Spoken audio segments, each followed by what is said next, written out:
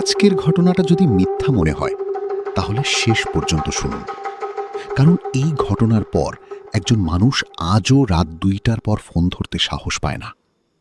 আসসালামু আলাইকুম, আপনারা দেখছেন bks.com। আজ আমি যে ঘটনাটি শেয়ার করতে যাচ্ছি সেটি পাঠিয়েছেন কিশোরগঞ্জের একজন শ্রোতা। তিনি অনুরোধ করেছেন তার পরিচয় যেন গোপন রাখা হয়। ঘটনাটি প্রায় 5 বছর আগের। তিনি একটি ওষুধ কোম্পানিতে চাকরি করতেন। প্রায়ই গভীর রাতে এক উপজেলা থেকে আরেক উপজেলায় মোটরসাইকেলে যেতে হতো। একদিন রাত প্রায় 2টা, চারপাশ একেবারে নিস্তব্ধ, কুয়াশায় রাস্তা ঢাকা। হঠাৎ তার মোবাইলে একটি অচেনা নম্বর থেকে ফোন আসে।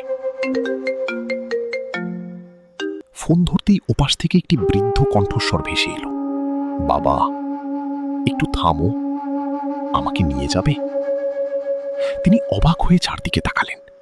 আশেপাশে তো কেউ নেই। ঠিক তখনই রাস্তার পাশে একটি বড় বটগাছের নিচে সাদা কাপড় পরা একজন বৃদ্ধকে দাঁড়িয়ে থাকতে দেখলেন।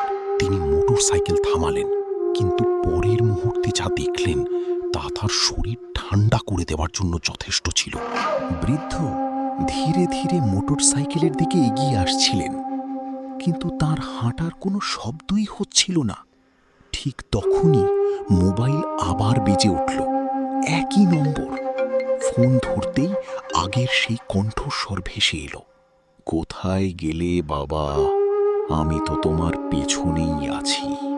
তিনি ধীরে ধীরে মাথা ঘুরিয়ে পেছনে তাকালেন। সিটের ঠিক পেছনে যেন কেউ বসে আছে, কিন্তু চোখের পলক ফেলতেই আবার কিছুই নেই। হঠাৎ মোটরসাইকেলের ইঞ্জিন নিজে থেকেই বন্ধ হয়ে গেল। চারদিকে শুধু ঠান্ডা বাতাস আর অদ্ভুত এক গন্ধ। ভয়ে তিনি জোরে জোরে আয়াতুল কুরসি ও পরিচিত দোয়া পড়তে শুরু করলেন। ঠিক তখনই বটগাছের দিক থেকে ভেসে এলো এক বিকট হাসি। আর মুহূর্তের মধ্যেই চারপাশ আবার নিস্তব্ধ হয়ে গেল।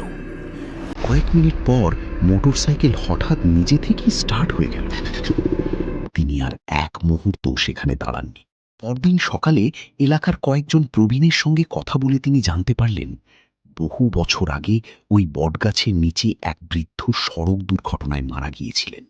এরপর থেকে মাঝে মধ্যেই রাত 2টার পর পথচারীদের মোবাইলে অচেনা নম্বর থেকে ফোন আসে।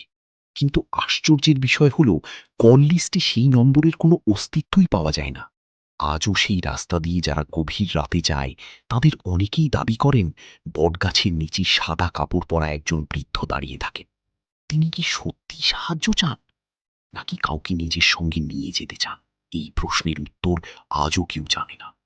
আপনার কি মনে হয়, এটি কি কেবল কাকতালীয়, নাকি সত্যিই রহস্যময় কিছু? কমেন্টে আপনার মতামত জানাতে ভুলবেন না। আর এমন বাস্তবধর্মী রহস্যময় গল্প শুনতে এখনই bks.com চ্যানেলটি সাবস্ক্রাইব করুন। আল্লাহ হাফেজ।